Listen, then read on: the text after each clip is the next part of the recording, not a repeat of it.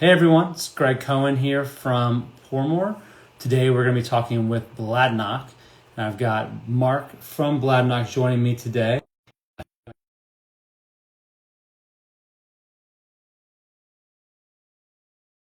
The expert himself.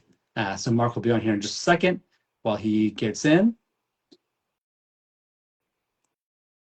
Here he comes. There we go. All right. Well, Mark, welcome to the broadcast today. How Perfect. you doing? I'm good, thanks. How are you? I'm doing really well. Doing really well. Thanks for joining us today. Where are you joining the call from? I'm actually based in London myself, but yeah, I'm originally Dundee in Scotland. Been drinking Bladnoch for a good while now, but I've only been working for Bladnoch since January this year, so not too long. But yeah, I've certainly learned a lot in the past 9, 10 months, and Yeah. I get the chance to drink a lot of the whiskey as well. So yeah, excited to be here with you. Yeah. Hey, Mark, let me ask, are you on Wi-Fi in your where you are? Yes. Okay, it's cutting in and out just a little bit. I don't know if you have another spot, maybe a little closer to the router. But we'll keep going, and if we have any issues, I'll ping you. But I think we'll be good to go. Okay. So all right, so we've got the iconic Bladnoch here. If you've never seen, by the way, these are some beautiful bottles. They're iconic. In case you see all the kind of Scotch on the wall on the shelf. These really stand out a lot. So Mark, can you tell us a little bit about tell us where Bladnoch comes from? Give us some of the history. Tell us about the brand. Okay. So, well, first of all, in Scotland, you've got your five main whisky regions. You've got the Lowlands, the Highlands, Speyside, Campbeltown, and Islay. We come from the Lowlands region, area called Dumfries and Galloway. We're the most southern whisky distillery in Scotland. Where we're actually based, we're probably closer to Belfast in Oh, Northern okay. Ireland Yeah. to than we are to Glasgow, for example. So that's just how far southwest we are. Any further south, and you're in the Irish Sea. So we're very close to a town called Wigton, which is actually where a lot of the workforce over the years have come from, because it's just a short 10-minute car journey to get to Bladnoch itself. And then Bladnoch Distillery, we're situated on the River Bladnoch, which is approximately it's maybe about a 10-minute drive from the coast. So we do get our water source from the river, but it's not actually from right next to where the distillery is, because that part of the water is coastal. So we go about 1 mile further north upstream, and that's when we have a reservoir and a dam, and we've got a tiny little stream that runs parallel to the river called a lade. That's our water source that runs into the distillery. That's cool. Um, yeah, yeah. And the distillery itself, well, it's been around for 207 years, from 1817. We've had multiple owners. The first owners were Tom and John McClelland. They were local farmers. They got a license to distill whiskey in 1817. They had been making it beforehand, illegally, but then they legally got that license in 1817, and they had the distillery in their family for about 100 years, and Yeah. during that time they were regarded as the Queen of the Lowlands. Because they were producing 230,000 litres a year at their peak, and that was more than any other distillery at the time in Scotland. So yeah, they were really sort of like one of the big players in the game during that time. Um, and then in the 1900s, it was a little bit more up and down with their owners. It was almost like it was every 10 years. That never really got the chance to like let the brand sort of flourish and take off. So that's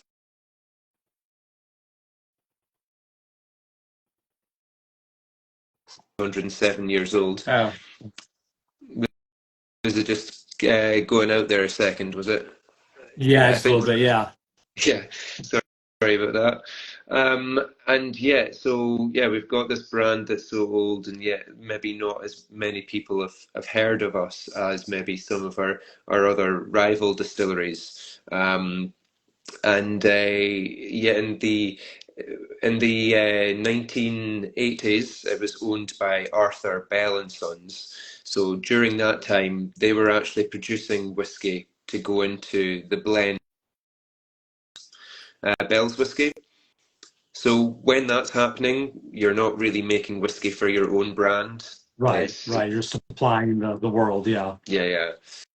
So, and then in 1994, it was owned by two Irish brothers, the Armstrong brothers, and Raymond Armstrong. He really sort of like started to get the distillery to flourish again. They sort of started operations again in the year 2000, and they were producing fantastic whiskey for 10 years. And randomly enough, in the year 2009, for the whole year, because Raymond was a big fan of peated whiskey, he decided to make only peated spirit at Bladnoch Distillery for that whole year of 2009. So that was something quite unique and quite bold to do for the distillery at that time.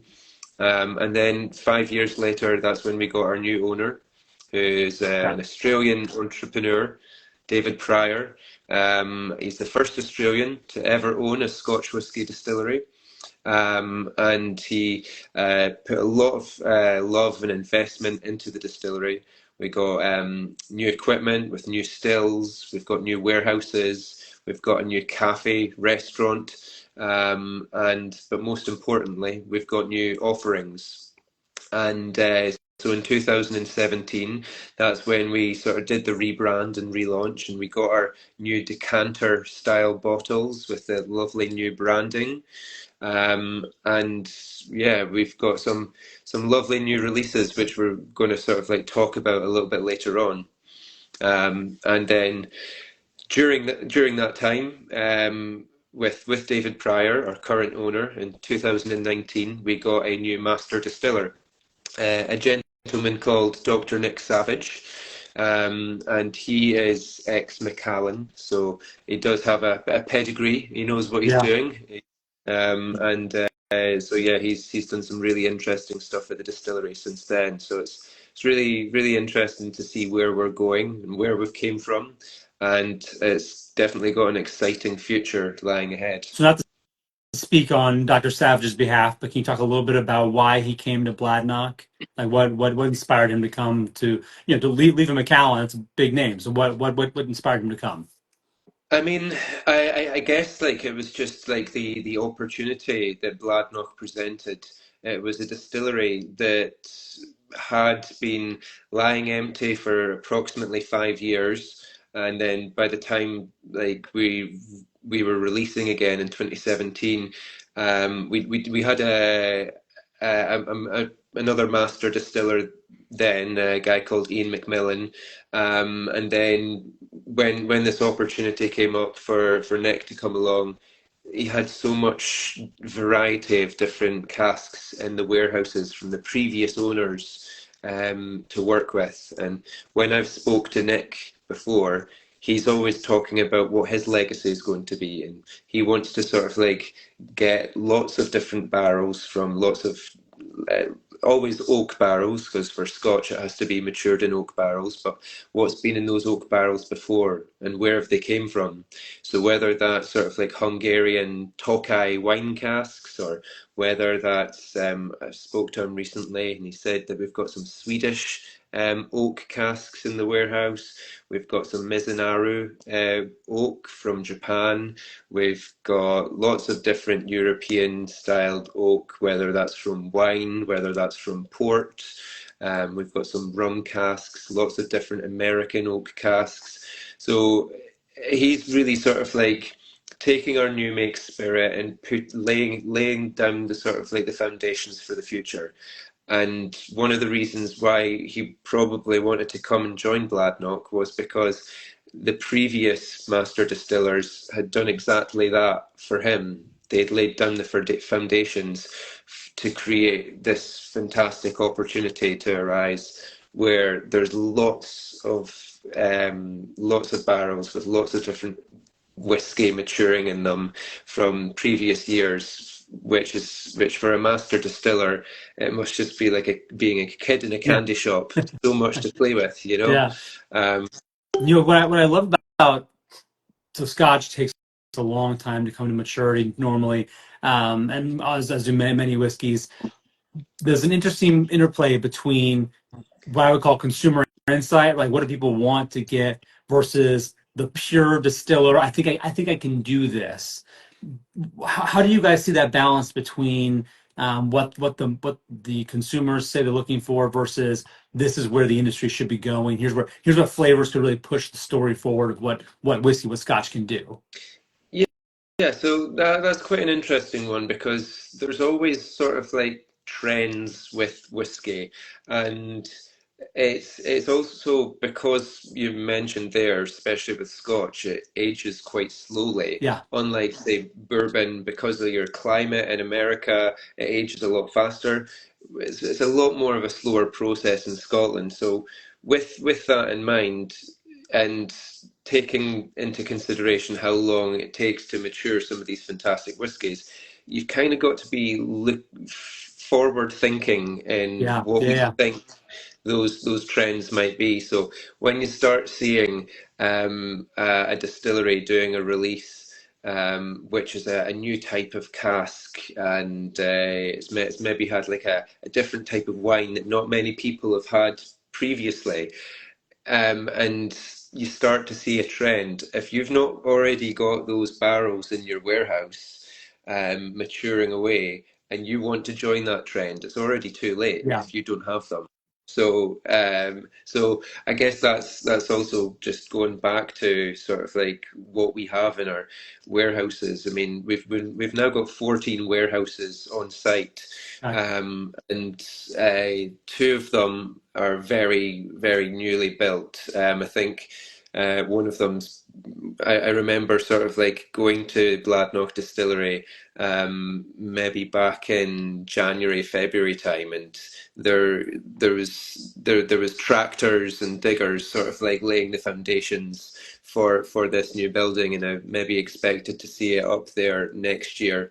But I went there last month and it was already up. Yeah. So they're doing things pretty quick, in order to sort of like cater for the amount of the whiskey that we're creating at the moment. And when it comes to the spirit, I think last year we created, we made 1.5 million liters of spirit. So it's a lot to sort of like then fill and then put into these barrels and then put into the warehouses. So there's a lot of forward thinking going on, and I guess being at the hands of the likes of Nick Savage and all the team at the distillery. Our warehouse manager Neil Bullock, he's fantastic. He's been there pretty much from the start of David Pryor taking over. So he's really helped build the distillery back up again. So it's the whole team working together, and having that sort of like vision for the future is really kind of what's making Bladnoch so successful at the moment. So you said you've got 12, 14 warehouses are active. You don't have to tell us which one. Is there one that's making better whiskey than the other ones?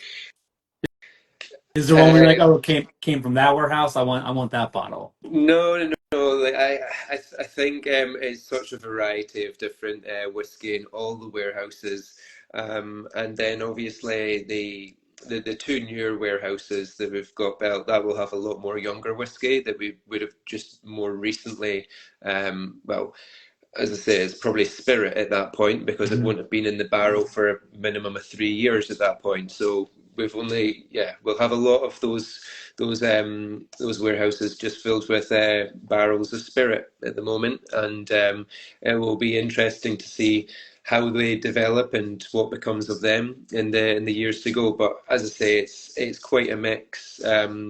Warehouse number two, that's the one that we take a lot of visitors to on tours, and it's the one it looks just really old. Like you see like the mold on the walls, but it's mold that's meant to be there. You Yeah. know, it's been Good there. mold.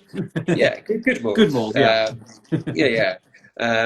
And yeah, it's got that sort of like really ancient feeling. You go into this building and you're like, yeah, this has been here for years. This has got history. This has seen some Yeah. stories. This has seen some whiskey. So in warehouse number two, we've actually got a barrel which we gifted to a very special guest who came to Bladnoch back in 2019, and that was he was only Prince then, but it was Prince Charles and his wife Camilla, who now King. Uh-huh. They sort of like opened our new Cafe Melba, and we donated this barrel to them, and they signed it. That's cool. So both their signatures are on this barrel. So as soon as you walk into warehouse and it's I think the number on the barrel is the year of Charles's birth, I believe. Okay. Don't quote me on that, and don't ask me what year it is. But yeah, so and then it's got both their signatures on it, so it's always a good talking point Yeah. whenever we go into warehouse number two. Yeah. Something quite special. So you're talking about, you got these warehouses, you're actually building new warehouses and you're growing. One of the questions from the audience was, what's your take on all these papers and magazines are talking about the whiskey crisis, right? Is there too much whiskey being produced? Is there going to be a glut? Is there going to be loss? But you guys are growing. You're seeing the growth. How would you balance these two pieces? Um, well, I think even when the whiskey isn't necessarily being drunk in one particular year, when there's a little bit of a dip in sales of whiskey, then like if we've got like whiskey that we're knowing is like looking at the trends and they're going through a bit of a quiet time, we're going to keep that whiskey in those barrels for a few more years, and then that can make whiskey which is going to be a lot more older, and so it's going to sort of like, yeah, there might be a quiet time now, but that can maybe then sort of like make for more interesting choices down the Yeah. line. And when a distillery would maybe sort of like, oh, we've got all these barrels, we're planning on releasing, say for example, a 10-year-old, then you know what? If it's not quite the right time, not because of the whiskey, but because of the market that we're in, then you know what? Save that. Let's save that for the for 5 years' time when the market's changed. I mean, Yeah. if we look at sort of for example the Japanese whiskey industry, um, I think the Japanese whiskey industry they didn't anticipate the Japanese whiskey industry being as popular now Mm. as like They could have never, right. They could have never 30 predicted that. years ago. Yeah. Like they should have been making a lot more Yeah. whiskey to sort of like foresee like the how successful it was going to be. So they didn't anticipate that. So that's why there's obviously maybe a shortage of Japanese whiskey, and that's obviously pushing whiskey through the roof. And they're making a lot of blends because of Yeah. that. So I mean, I think it was Yamazaki that was won World Whiskey of the Year probably 10 years ago. And I feel yeah, like you could always find Yamazaki on the shelf. And then that happened. And Japanese Scotch was, or not Scotch, Japanese whiskey was then on the map. And yeah, I don't think they probably ever, I don't know if they had ever kind of conceived they could be, I mean, sure they could, but being Whiskey of the Year to be yeah, that level of play. And hmm I feel like you're right. They could not have planned for that in the moment. And now yeah, they're 10, 11 years in on this. So I feel like maybe they're pulling something together. But yeah, yeah, yeah. what we've seen is that it's probably in pockets, right? There are probably some producers who have overproduced, maybe became over commercialized, hmm who maybe were seen a lot of growth, a lot of mass market growth, and I think as the mass market moves between things like whiskey, Scotch, tequila, and they move around, that big mass market is going to ebb and flow. I think when you have the dedicated core drinker, especially Scotch harbors such a strong core group. People don't tend to get in and out of Scotch as a little hobby, right? People love Scotch; they get into it, the whiskey family. So I feel like that Scotch growing group is probably still growing as people get more, especially as I think as the Scotch industry broadens a little bit, right? Some of the cask finishes you talked about is companies like yours innovate and bring new flavors in. It brings all new sorts of characters and customers in to come and try it. Yeah, sure, definitely. And yeah, I mean, even if we look at the Irish whiskey industry at the moment, like Mhm. it's one of the fastest growing whiskey industries in the world. And there's always like a new Irish distillery that's popping up. And it's great to see for Ireland. And it's great to see all these countries sort of like flourishing and sort of like trying new things within the whiskey world. And um, it's like some of those countries also further afield that you wouldn't maybe expect to see making whiskey. They're starting to sort of like pop up with distilleries. And I remember when I first saw Kavalan come out from Taiwan, I was like, oh Yeah, wow, that's something that I wouldn't have expected that country to sort of like do that. But then you know what? They're making some fantastic whiskey.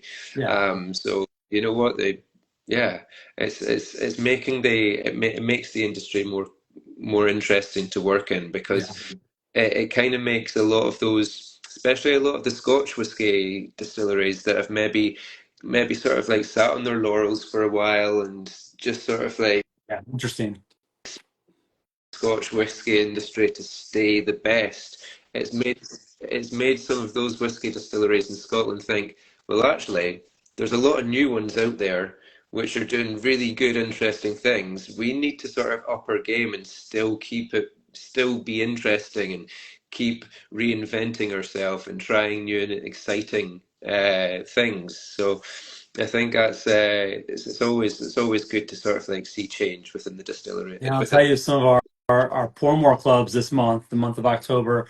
Obviously, we're sending out Bladnoch for one of the clubs. So to get your point, we have Irish whiskey going out, and we have a Korean whiskey going out to one of our clubs, one of our whiskey clubs. So yeah. we're seeing it too. We're seeing the interest there. We want to help Yeah. people try some things in the clubs that they wouldn't normally see or try, and show them how good things are getting. Was that the Korean one? Was that Key One? Was it? Yes, yeah, Yeah. that's the one. I was at the whiskey show in London recently, and I managed to try some of their whiskey, and it was like, wow, very young whiskey, but fantastic nonetheless. Very beautiful. Good. Well, I hope that people will enjoy that. Yeah. Mm. Yeah. Uh-huh. So let's guide down. We've talked about the river is feeding you guys. You've got your own water coming in. You've got this great blending team, or not blending, but you've got this great aging team and tasting team. What do you feel? So you've been in the company for a year now. What do you feel differentiates Bladnoch in this crazy space of Scotch whiskey? I mean, so going back to the whiskey regions, like I'd say the Lowlands is probably one of the less talked about whiskey Mm, regions in Scotland, and I think when we do get into talking about our signature whiskey, which is the Vinaya, we definitely have this sort of like the DNA of the Lowlands. And which is sort of like it's usually quite light and it's usually quite floral, and we're sort of like staying true to what the lowlands should be in a whiskey, like what sort of style you'd expect from the lowlands. And then when it comes to a lot of the rest of our range, I mean, since David Pryor took over in 2015, and then we sort of like launched in 2017. Since then, 95% of all our whiskey barrels are first fill. So you're getting strength of wow. flavor coming through, and that's a really high percentage Yeah. of first fill barrels. And then we do have that contingency of 5% second fill, so that if some of those first fill barrels are maybe performing a little bit too strong on strength of flavor, we can balance them out. We're all about finding flavor first, sort of like ideology at the distillery, and yeah, that's probably one of the things. I don't think there's too many distilleries out there that have got such a high percentage of first fill barrels. And as I say, like Nick, he's got so many different distilleries to play with. Not distilleries, so many different barrels, For sure. which are to play with. So that's it's really fantastic. And so we've definitely just going back. We've got the lowland style box ticked, and then sort of like taking that forward. We've got so much variety to play with going forward with the rest of the range. Nice. Well, Hmm. that makes me very excited to get into some of this Yeah, now. yeah, So where do you want to start? We want to start with the Vinaya? You want to start somewhere else? Where yeah. are we going to start? I mean, I would definitely say let's start with the Vinaya, this whiskey that I've got just right in front of me here. And so I've already poured one out just in anticipation. So this whiskey here, it's matured in a mixture of sherry and bourbon barrels, approximately about 70% bourbon barrels to 30% sherry, aiming for that really well balanced flavor profile between the two of them. I think if it was maybe slightly more 50-50, then the sherry flavors being a little bit stronger might have just been a little bit more overpowering. Um, so one thing that I do want to talk about is the strength of our whiskey, um, and it's 46.7 ABV, and that is relatively quite high as a standard strength. But what I think that really shows is you're getting something that's quite concentrate. We've not decided to water it down to 40% and make more whiskey and make more bottles and then therefore make more money. You're getting something a little bit more concentrate, which I think shows that you are getting something here which is really Mm, premium. Um, we don't chill filter, so you're getting all those lovely natural oils and those natural fats like that you'd normally find in dancing. Yeah. whiskey, and it makes it like you get the viscosity on the side of the cheek, Yes. Yes. um, and it makes it a little bit more creamier. Some of those whiskies that I've tried that have been chill filtered, it makes it maybe a little bit thinner on the It just mouthfeel. goes. There's no linger. Right. Yeah, yeah. So with this one here, just talking about like the lowland style, let's just have a little sip while I've got it in front of me. Oh, smelling really good tonight. The It's sherry cask really comes through. You get a lot of fruit, mm, cherry, cranberry, raisin, somewhere there. mm. And then I think you're getting a lot of those sort of like fresh green apples as well. Yes. Yes. And one thing, so the name Bladnoch, that actually means the place of flowers, Oh, which in sort of like Scots Gaelic. So I think that's quite appropriate that in a lot of our range at Bladnoch, you do get some of those subtle floral notes coming through. absolutely. Oh, yeah. I mean, like, first of all, it's a beautiful name. The floral notes, the fruit. It's so much. I want to say sweeter than so many other scotches that I've had. This is so nice. Yeah, it's great. Yeah. And then you get a little bit of that fresh cut grass as well. Like it's almost like you're standing out on the green grassy banks next to the River Bladnoch, and you're just smelling the countryside of Dumfries and Galloway. And then yeah, you get like those soft vanillas coming through, which will be that influence from the bourbon barrels.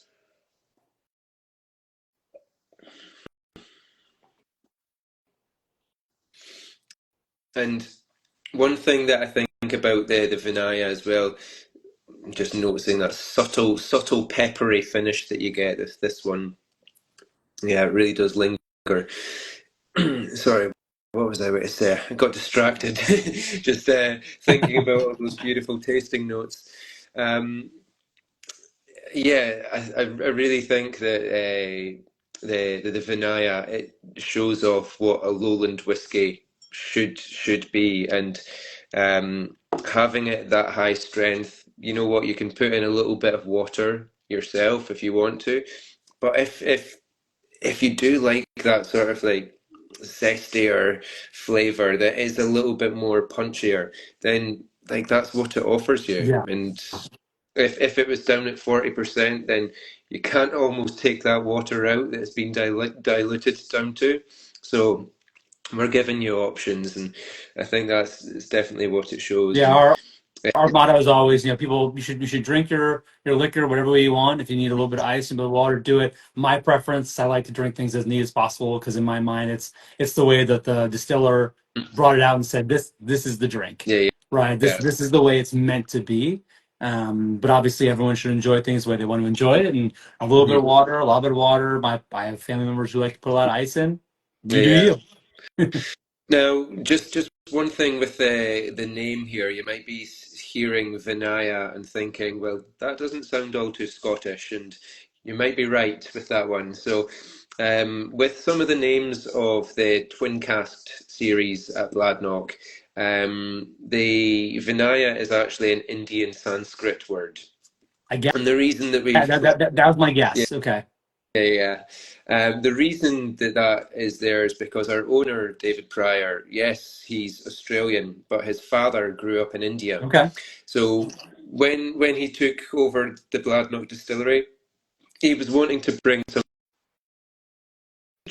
to the distillery. He wanted to show that he was a hands-on sort of like owner. He wasn't just going to stay in Australia and like just sit back and let the distillery do its thing. He wanted to be hands-on and show that like he was bringing in something to the distillery. So Vinaya means paying homage and gratitude to those generations gone before That's us. beautiful. And I really think that's what David was doing when he bought the distillery, because he bought it with so many barrels in those warehouses from the previous owners, that it really is paying gratitude to them, so that we can sort of like play with the range that we've got and release the beautiful whiskies that we have currently at the moment.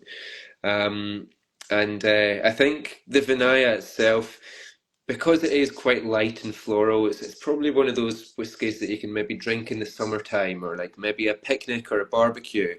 Um, and like I think the amazing thing about our range is we've almost got a whiskey for everyone, and almost like a different season, or like a whiskey for a different style, different a different moment in time. So I know that like when Nick gets asked the question, what's his favorite Bladnoch, he always says, well, it depends on the moment, depends on the time.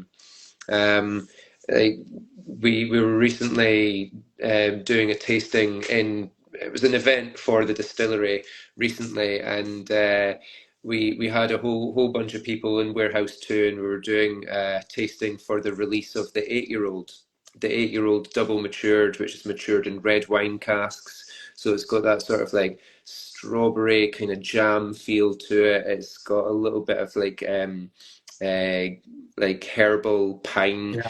uh, flavor as well. And he was saying, because we were in this cold warehouse, it was September time coming into October, it was quite chilly, and it was a real warming whiskey. So it really sort of like suited that environment in that time, in that moment. And it does warm you up. So, as I say, we do have like a whiskey for each moment in time, as it were. What I love about this one, so again, the fruit comes through. In my mind, if I was going to pair this to me is like a cheese pairing, right? You've got almost like a fruit and cheese Yeah. opportunity to do a pairing here. I feel I can see this one as being like like you said, kind of an intro. hmm If we're gonna put it over the course of a meal, right? This is sort of the intro, Yeah. welcoming Scotch with the appetizer, the cheese course. Well, here in America, cheese course for opening. Yeah. So you pair wherever you put that in the order. Yeah, yeah, definitely. Like maybe lovely bries or some lovely cheddars. Yeah.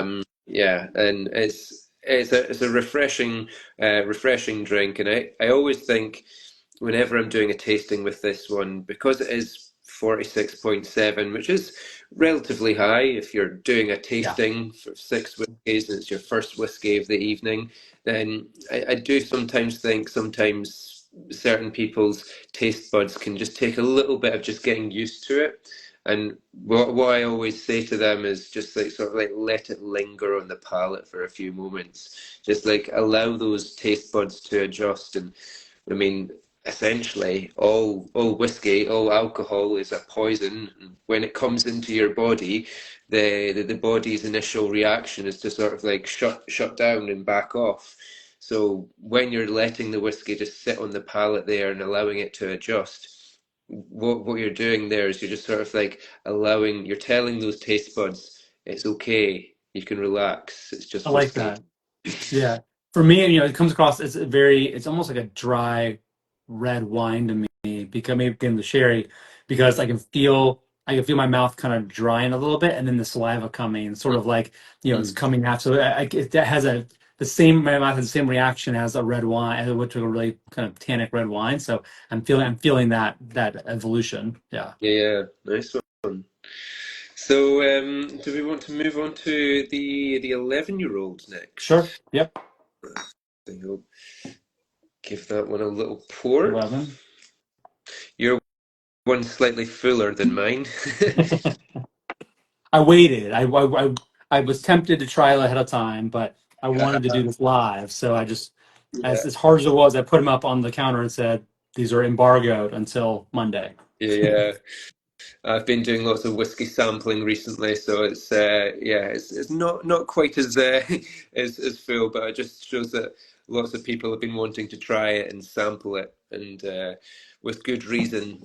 It's very delicious. Now with this one here, so 11-year-old, it's the same ABV, still 46.7. This one's matured exclusively in bourbon barrels. And with this one, I think that you do get a lot of those sort of like honey flavors coming through, Hmm. especially on the nose. A little bit of the citrus. And now, I'm not sure if this is a tasting note that you might get, but did you ever, in America, in the States, did you ever have this sort of like purple lolly that was called Parma Violets? Did you No, ever get those at all? No. I mean, I've actually no. got an example of them here. So this is a Parma Violets, and they come as these sort of like little purple lilac discs, and just that look like that. And it's just like a little sweetie or a lolly. And I tasted one earlier on because I knew that I was going to be doing this tasting today.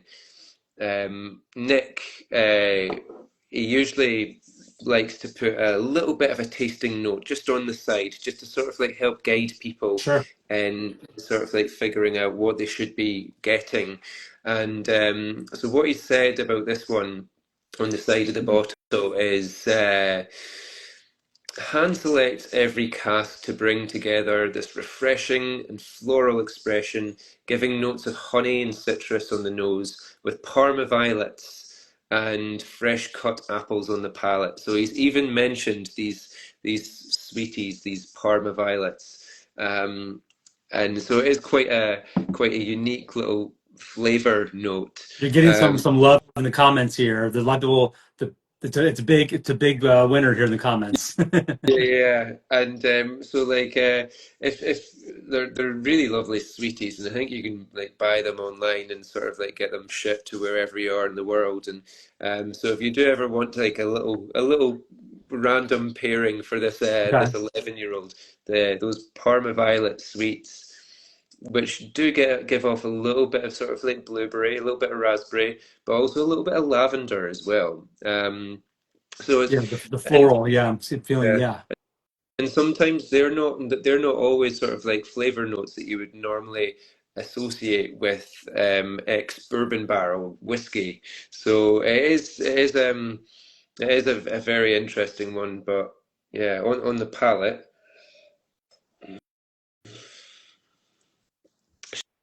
that instant creaminess as soon as it just lands in the mouth, and Yeah, then and the this one zestiness. and this one isn't dry. I'm not getting the same reaction. This one is way more coating, way more probably that honey texture. It's Mhm, sitting, yes, mhm. pulling through. Yeah, And then just as it finishes, it almost feels like you've got like a little bit of like orange rind, and you've just licked a fresh orange rind. yeah, Just that sort of like subtle, the tingly brightness. orange Yes, yeah, citrusness. Yeah. Oh, this one's, oh, it's warming me up as well. I mean, I know it's what, like quarter to three in the afternoon where you are. I mean, it's like pitch black outside where I am in London, and like the weather here is cold, wet, and dark. This is a really good example of a whiskey that'll just like nice warm you up. yes. Um, No, this is one.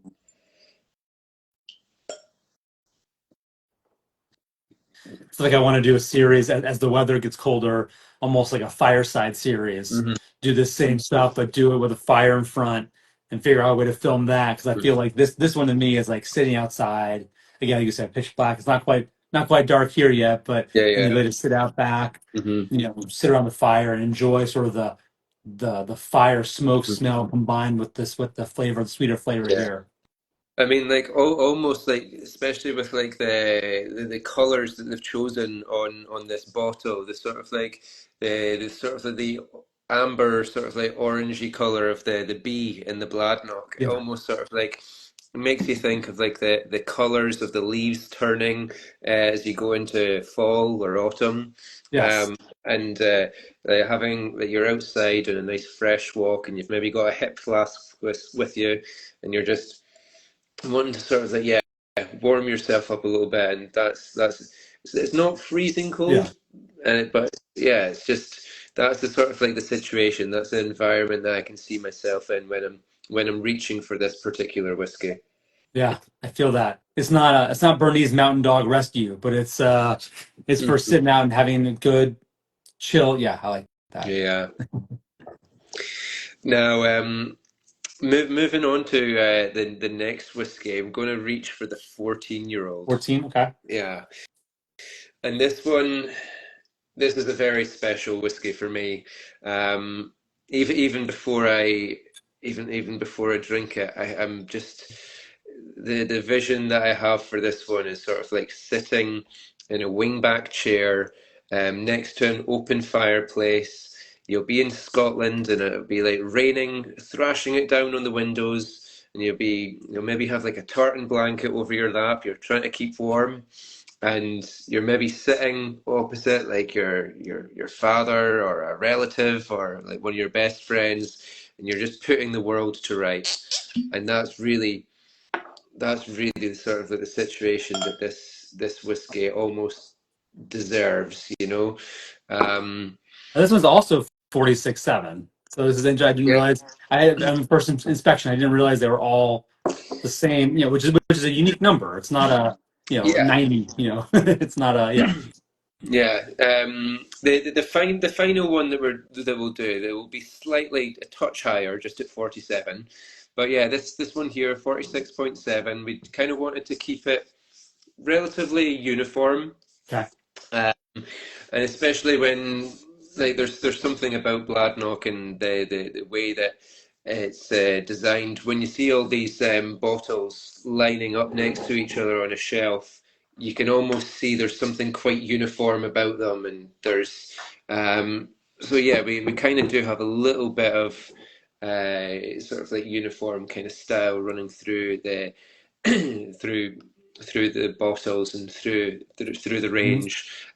But then when it comes to flavor, we do have a huge amount of variety. And with this one here, straight away on the nose, you're getting those raisins, sultanas, getting a bit of cinnamon, bit of chocolate. It's so much. I don't have a better word for it, but it has such a deeper range of flavor. I mean, Mm, it feels like even just the smell is that there's a thicker smell to it, if that yeah, makes sense. I don't have a better word for it, but it yeah, it hits more full. yeah, definitely. And yeah, this one's just stunning. Oh yeah, It, it's for me this is like the Christmas cake in the glass.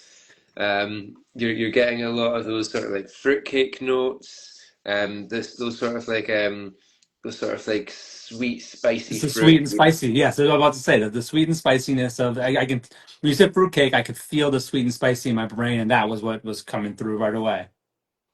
Yeah, and see when I'm doing this job working for Bladnoch, which is it's such a fantastic job to do, but sometimes when I am drinking these whiskies on not an everyday basis but regular basis, Sure. you sometimes lose the not necessarily lose the value, but like lose the appreciation of the first time that you ever tasted it.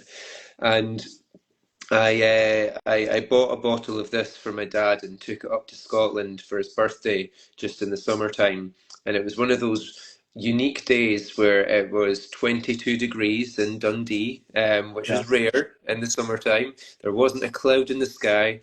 And I gave him this bottle, and we sat out in the back garden. And because he was trying it for his first time, it allowed me to sort of like sit back and take it a little bit slower and almost remind myself of what it was like to try it for the first time, because he was trying it for the first time, and he was taking a good nose of it, and then when he was tasting it, he was just making all those sort of like oh noises. It's like, oh, that's beautiful, it's gorgeous. And I think like when I say it's a special whiskey, it's one of those definitely for sharing and having a Oh yeah. conversation with, like picking someone special and having those special moments with, and that's definitely what it is for Did you me. grow up in a whiskey in a Scotch family? Yeah, so like my dad always had a whiskey cabinet.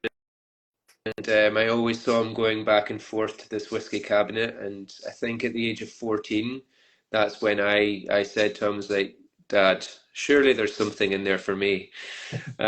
There must be something good if you keep on going back and forth to it that often.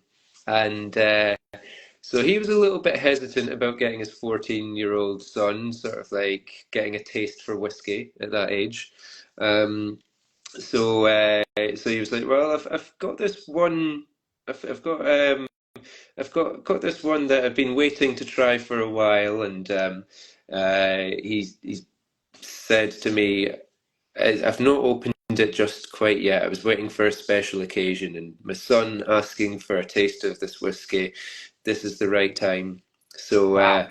he opens up this bottle, and I have a little taste of it, and I'm like. It, it was it was an Isla whiskey He from hit you with it hard from from the get go. from a distillery that begins with L and Okay. ends in Freud. Um, and it was, I mean, like I really like that distillery these days, but like as a 14 At year old, that moment, it's definitely one that really hits you quite hard. And yeah, I think it kind of maybe put me off whiskey uh-huh. just for a good few years. And then maybe when I was back to the age of 18, where it's legal to drink in Scotland at the age of 18 at that point, um, I soon discovered that there was lots of Speyside sherry casked whiskies in my dad's cabinet that he'd been hiding away from me. I thought they all just tasted like this Islay peated whiskey, which is definitely a whiskey that I think I don't think anyone ever tastes a peated whiskey for their first ever whiskey and goes like, oh wow, yum. I think it's one of those like that you actually have to sort of like train Required your taste to taste get buds. into it. Yeah. I feel like that becomes a badge of honor once you can do one of those peated whiskeys and like really That's sit in it, and not just drink it because you feel like you have to, but sit in it and enjoy it. yeah, That's like a level unlocked. You're like, yeah, oh, yeah, now I'm a real yeah, yeah. yeah. I mean, it's like I don't know many teenagers that like eating olives, for example. You know, it's one of those things that comes with time, Yeah. and I think like peated whiskey for me was definitely one of those that, and especially previously to working at Bladnoch, I worked in London at the Soho Whiskey Club, and that was kind of really where my education from whiskey really got the chance to thrive because we were getting brand ambassadors from whiskey distilleries from all over the world coming in and hosting whiskey tastings, and we got to sit in on them and ask questions and taste all those whiskies. So that's yeah, that's really where I got the chance to sort of like helm all the knowledge, all Yeah. that whiskey knowledge, and yeah, I'm very very grateful for that time working there. And I think it's almost time for our fourth whiskey. I think that last story was a good transition to the last one, if I'm not mistaken. Yeah, yeah. Talking about a little bit of peat. Um, so this one here, this one is called the Alinta. Now that name there, once again, you'll be right in thinking that it's not an old Scots Gaelic name. This one is Aboriginal Australian language, and Okay. that means fire and flames, and that gives this whiskey a little bit more of a nudge to the smokiness that you get from the peat rather than the medicinal side. It's not so. Just to go into explain that a little bit deeper with where we get our peat from, it's not Islay. We get our peat from Aberdeenshire, so it's mainland Scotland, Okay. sort of like not too far from Speyside, and it's nowhere near like the coast of the sea. Whereas on Islay, the peat, because it's a tiny little island, you're not too far from the seaside and the Mm. coast, and that peat will have some seaweeds involved in the makeup of the peat, which does give off a little bit more of that medicinal. Sometimes people refer it to as like TCP kind of flavor. Um, Whereas like on the mainland peat, it's made up with maybe a little bit more heather, and you've got more moss, more leaves, and that kind of gives off more of a smoky vibe to it. It's Um, really smoky leaves. Yes, I'm getting that for sure. yeah, yeah, like more bonfire kind of smell, flavor Yes. coming through. And then we've matured this particular one in a mixture of Pedro Jimenez sherry and ex-bourbon barrels. So you're getting a real rich sweetness to this one. And then you've got that smokiness as well. And it goes slightly higher strength. It's 47 ABV. And for me, I think it's a bit of a smoky creme brulee, right? You're getting a lot of those desserty flavors, notes coming through, but then also some savory notes complementing them. But it's so different than the Isla ones, the Isla Peat that I'm used to, and Mm, um, it's so much. I want to say it's a little bit more. Again, I'm going back to the fruity note because I'm getting fruit in all these pieces, but it's mm. almost like it's like roasted fruit over a fire, and like Yeah, fire and the leaves. I mean, whereas normally it's that sort of like really strong peat. This is like leaves. Um, yeah. yeah. Almost like throwing wet leaves onto a bonfire. Like you sort of like Yes. you see sort of like the smoldering smoke coming from those leaves, and a real rich sweetness like from dates, from like the raisins, quite a stickiness, which will obviously come more from the PX, the Pedro Jimenez sherry influence, and a little bit of like smoky ice cream on the go, sweet smoky ice We cream. have we have a technical question here, Mark. What is the peat smoke ppm in the Olinka? Okay, so we buy in our peated barley, and when we buy it in, we buy it between 65 and 70 ppm, which is quite high. I do appreciate that, Yeah. but throughout the whiskey making process, it does mellow. So, like, say for example, just to give you some context, like an Ardbeg would be roughly between 40 and 50 ppm.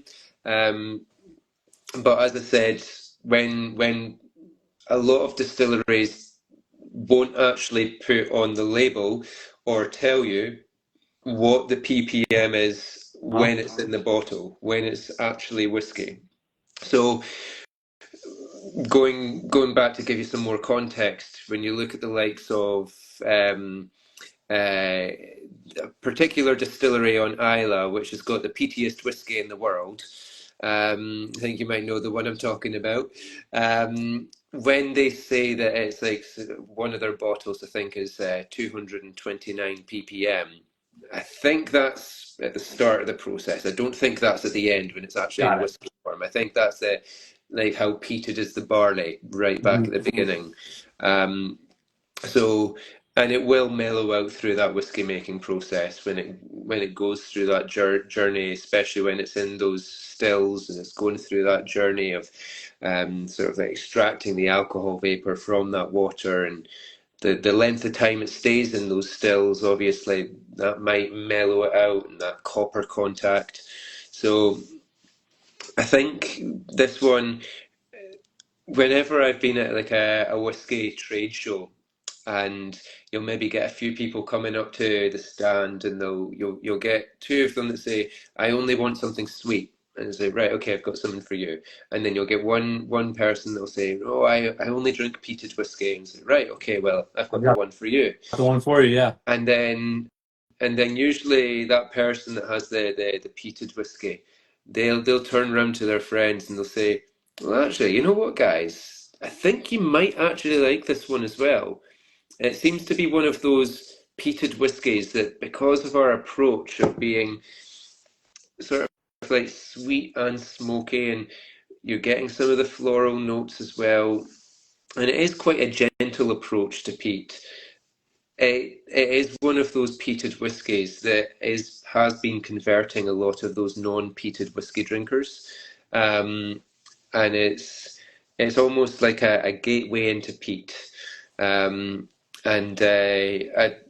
I really love it. I love the richness of the sweet fruits that you're getting, um, and then I really love that, like, you can almost get that sort of like campfire smell. Like, when you've been sitting at a campfire and then Totally. you smell your clothes, Hmm. you smell your clothes when you come So they in. are for two Yeah, for 2 days going on. yeah, Yeah. yeah. It's got like those smells coming through as well.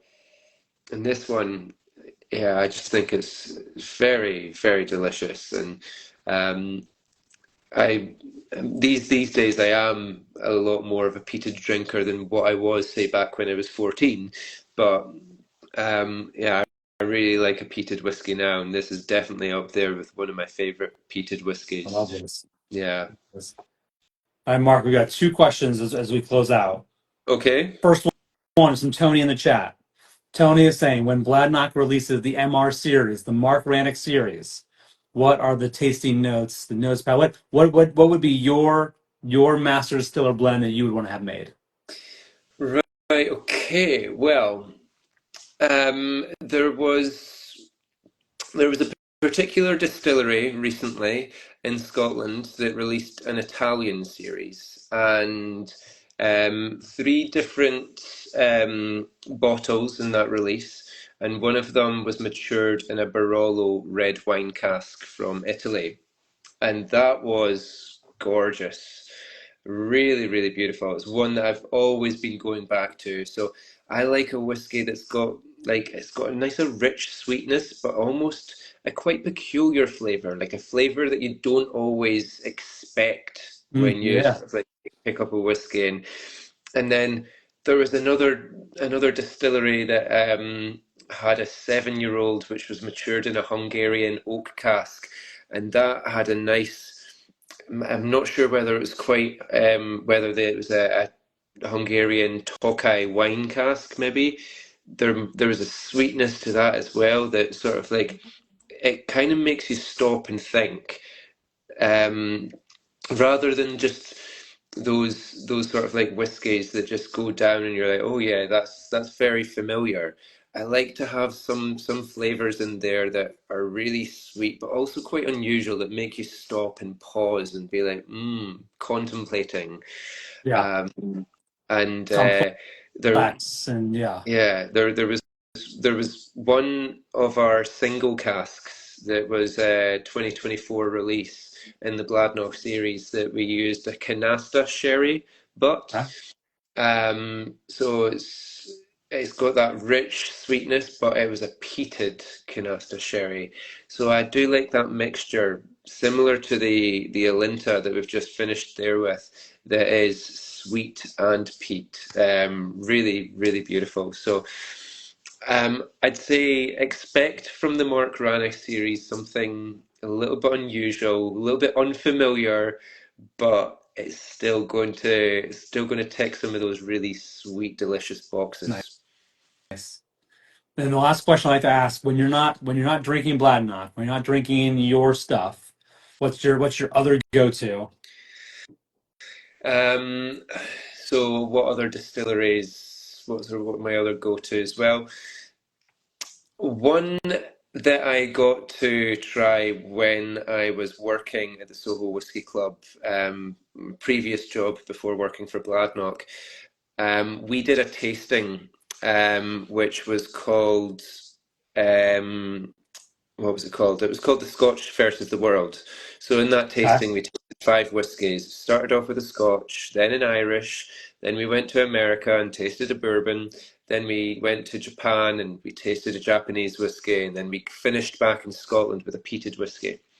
And one of my go-to Japanese whiskies that I would, this was when I was leading the tastings for private tastings that would come in and ask for this particular tasting.